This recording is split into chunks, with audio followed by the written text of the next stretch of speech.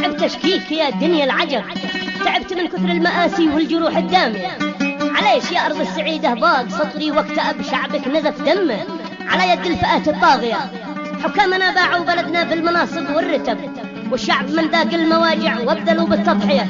هذا قتل هذا وهذا مال هذاك نهب، والجوع صاب الشعب وأعلى من المجازر يومي. قصيدة من كلمات الشاعر المشير محمد أحمد حسين الماضي أبو خلف من أهالي قرية المعزبة الشرنمة السفلى محافظة إب.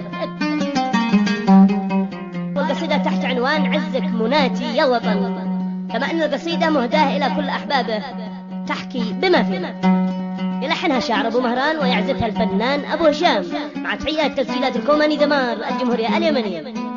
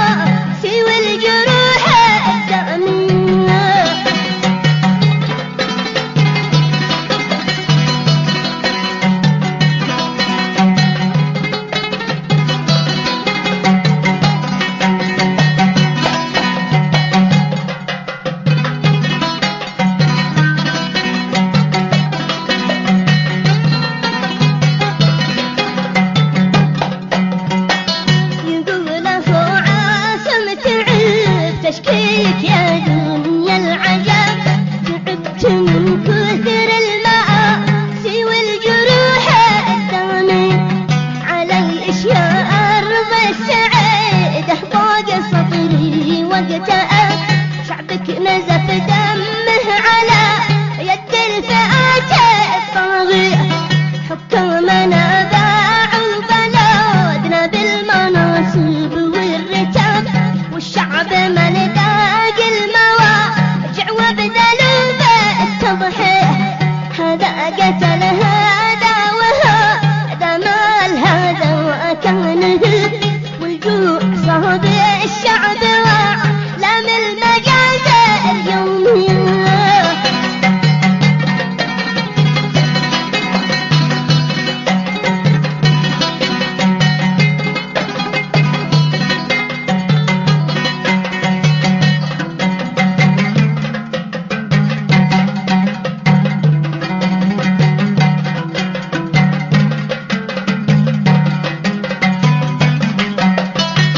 لا سامح الله من ذبح شعبي ومن كان السبب، اللي يرهدون المناصب وانتهك الحرية.